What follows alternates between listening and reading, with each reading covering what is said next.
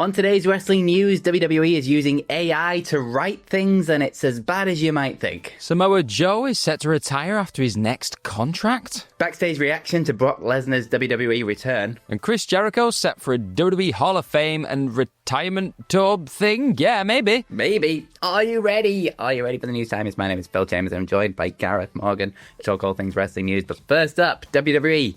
They're using AI to write stuff. Great. So this is all coming from Dave Meltzer of the Wrestling Observer newsletter with the big old scoop ski saying they have hired a guy called Cyrus Kawsari to be the Senior Director of Creative Strategy.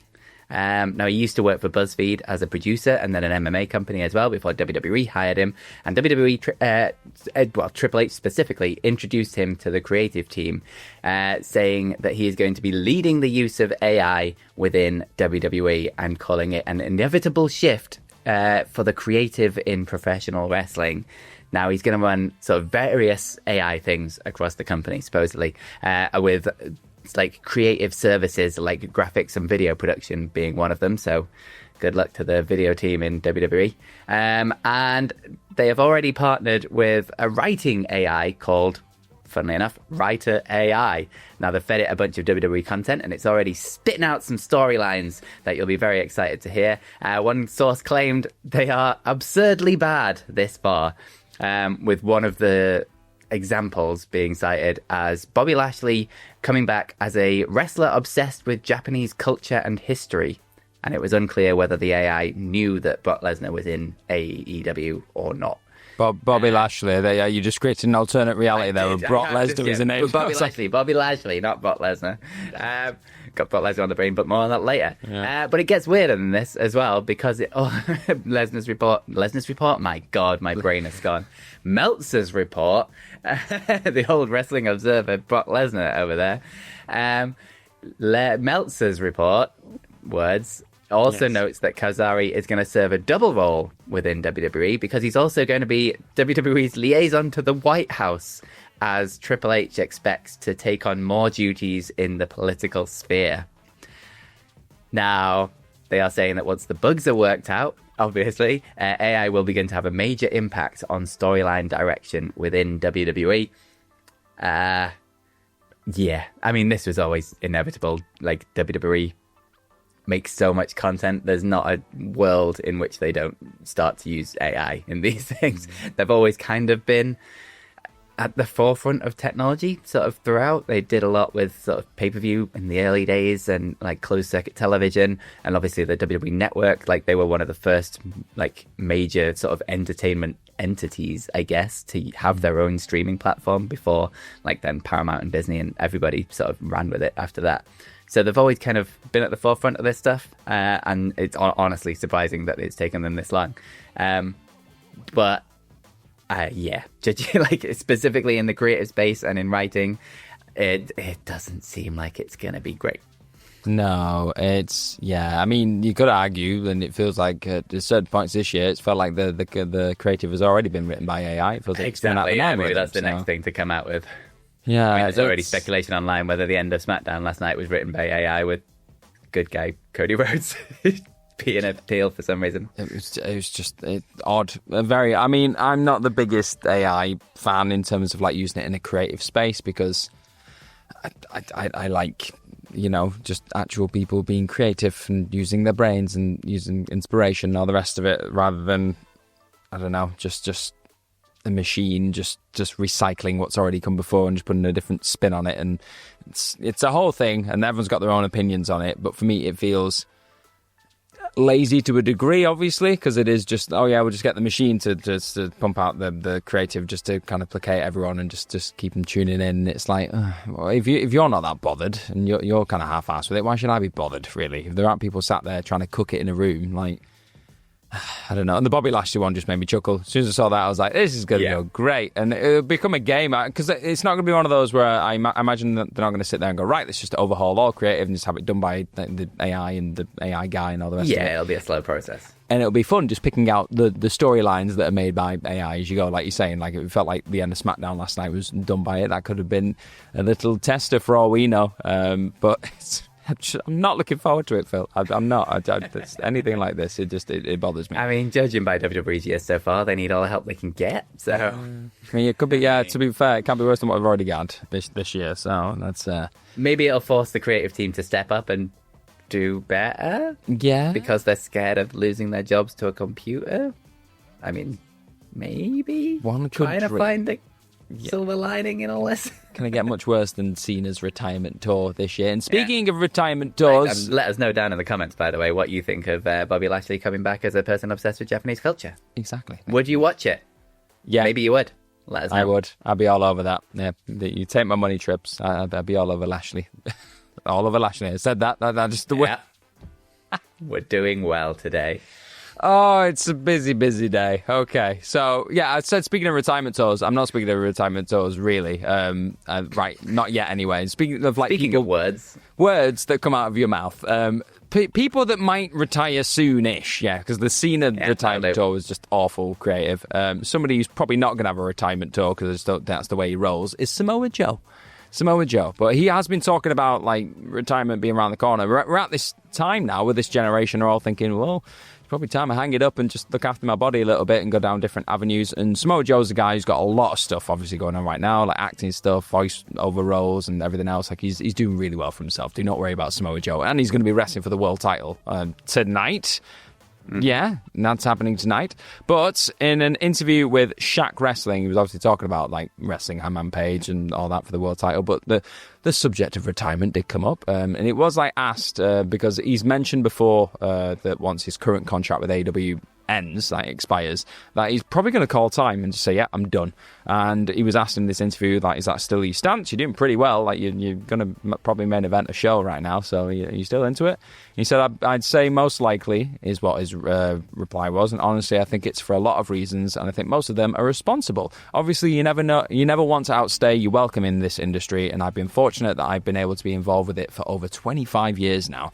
The other thing, too, is, I think many of us want to preserve what we can of our health for our latter years, so it is something that is probably the most likely scenario. But, hey, it is an unusual world, and unusual opportunities come up, so we will see. And then he was asked, like, are you going to, like, do a specific day, or obviously, like, retirement tours, that kind of stuff, and he said, it might be a surprise, is what Samoa Joe said. He said, it might just be that one day I'm gone, and I'll leave it at that. I'm not as ceremonial as everybody else, I like disappearing into the sunset, and that's a very Samoa Joe, like, way of doing things, isn't it? If you just woke up one morning and went, I don't fancy it now, and they're like, what? We need to do a big thing, and he'd be like, no, I'm just done, just going to let my legacy speak for itself, and what a legacy it's been. I don't like this, and I think the Young Bucks were potentially. I think they were talking about like retirement not being that far away in an interview. Might have been over the last like 24 hours. We see a lot of interviews, don't we, in the wrestling sphere? But I'm getting worried. I don't like this generation of calling it quits. It makes me feel old, but it is good that people are getting out while they're still fit and healthy and not just crippled by the business. So yeah, smart people, but it is sad to see them just being on the edge of going. Yeah, it is very sad. But it's also one of those things where it's like, it's nice that they actually get to make the decision for themselves. It's not an injury that's taken them out, which we've seen a lot of times over the history of wrestling. And that, they still have their health leading into their older lives, because you see some older wrestlers hobbling about and it's not a pretty sight. So if you can, like, wrestling's not kind to your body, and the older you get, the harder it gets. Get out while the getting's good. Like you say, it's not like he's got short of other things that he can do or has on his plate at the minute. It's nice that they get to make the decision for themselves. It's not taken away from them, and he can just kind of figure it out when he's ready to hang up his boots and do it then. But we'll be sad to see him go. He's the kind of guy that can just switch it on at any second, and all of a sudden he's a main event player again. Like we're saying with this Hangman Page thing, like you can just go, who do we need? We need someone in a main event slot, and you just Samoa Joe, and then it's like all of a sudden he's back on top, and he's like $1 million on the microphone. It's his voice, isn't it? He just flicks a switch, and you're like, oh my goodness, he's going to kill everyone. And he just sells you, and you're in straight away. He's wonderful. Enjoy him while we've caught him. It's what I'm getting at. But moving over to someone else, I don't know how to segue. Brock Lesnar. They had a match once. They had a match once. There you go. His return, shaky at best in terms of reaction. It sort of in the crowd and the audience, but also backstage, apparently, according to Dave Meltzer. Now, there was obviously fan backlash online and things. There was a big pop in the building and things, but like backstage, there's a lot of mixed responses as well, according to Meltzer. Now, he's basically saying that everyone in creative and much of the company was kept in the dark about Lesnar's signing and his return. And as you could imagine, there were mixed feelings on the decision to bring him back. It was told to us that some were strongly against it and that some women on the staff were even more unhappy, with one using the term disgusted. And even the sort of production side of things were very mixed about it as well. Multiple production team members apparently don't believe that Brock Lesnar moved the needle enough for his return and his week on TV. And that others felt that the segment with R-Truth on SmackDown was embarrassing, which is a pretty strong word to throw about there. It was also noted that there was no internal discussion among staff about the ongoing lawsuit or the allegations surrounding Lesnar following his return with all the Janelle Grant stuff. So that was just completely swept to the side, not even going to think about that. He's coming back and what can we do kind of thing. But it's very mixed reaction backstage, as you would imagine. Yeah. I mean, let's face it, it's nothing new about the controversies that surround this. Yeah, it's understandable. A lot of people are going to have very strong opinions on Lesnar, like rightly so, with what's going on right now. And there are going to be a lot of people there backstage who probably just don't feel comfortable and they're just a bit like, what? Like, after, like, the direction that the company seemed to be taking, like even just a year ago, this wouldn't have seemed likely, and then suddenly, like within the space of a year, it's like, oh yeah, this feels very much like this version of WWE that they'll just go, yep, fingers in your ears, just put stars out there and just ignore the real world. And yeah, it's not great. It's not a great look for the company.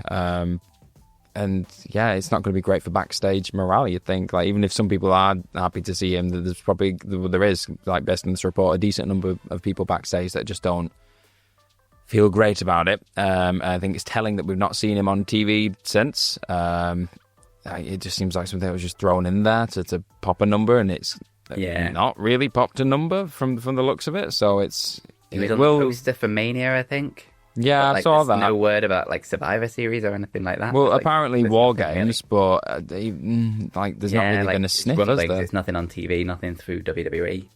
It's a weird one.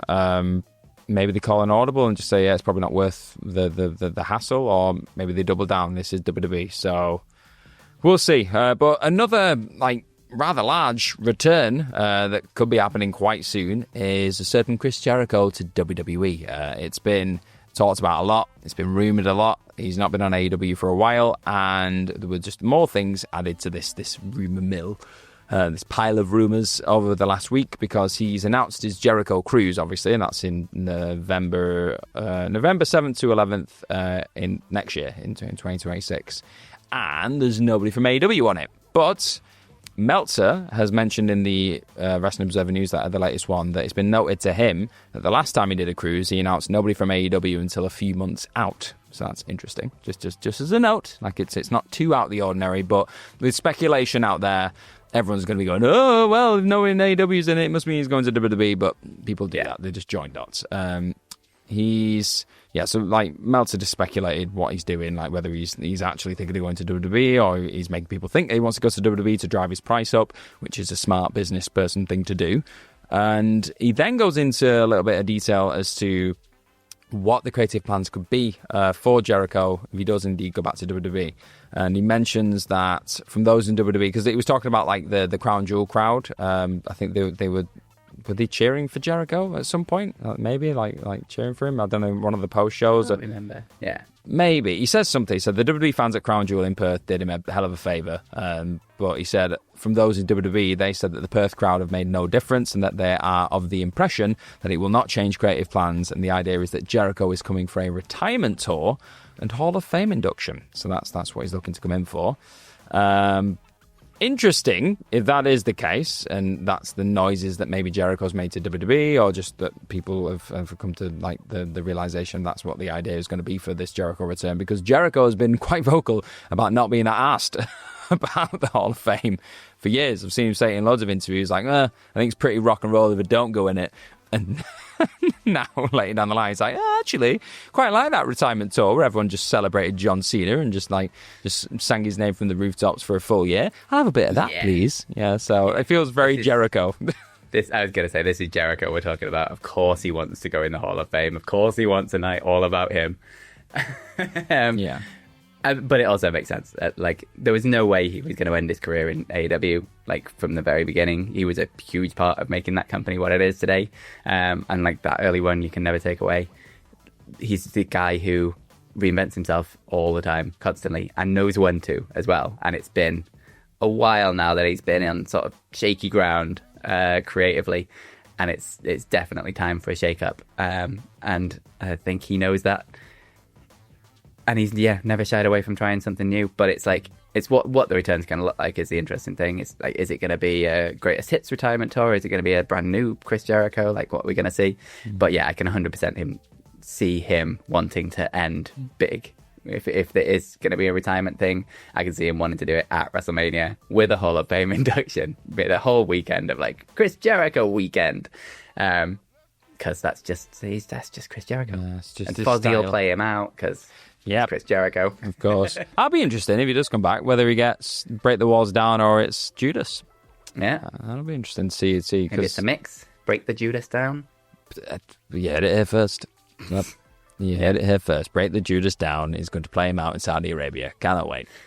Who knows? But let us know. Do you want to see it? Do you not want to see it? What do you want to see him do if you do want to see it? Let us know down in the comments below. And follow us over on social medias. You can follow me on all of them at Phil My Chambers. You can follow this guy. And loads of different ones on X/Twitter/ whatever the hell it is at GMorgan04 and on Instagram at Gareth Morgram. And then if you want to support my personal training, life and career, I've got at fitness.focus.gm on Instagram as well. Go get ripped. Yeah. Get some abs. And it's not just about that, though. It's about having a healthy lifestyle and being a beefcake. Yeah, okay, you go. It's just about being a beefcake, Phil. Thanks. Just being a beefcake. Go be a beefcake and have yourselves a bloody good day. Bye.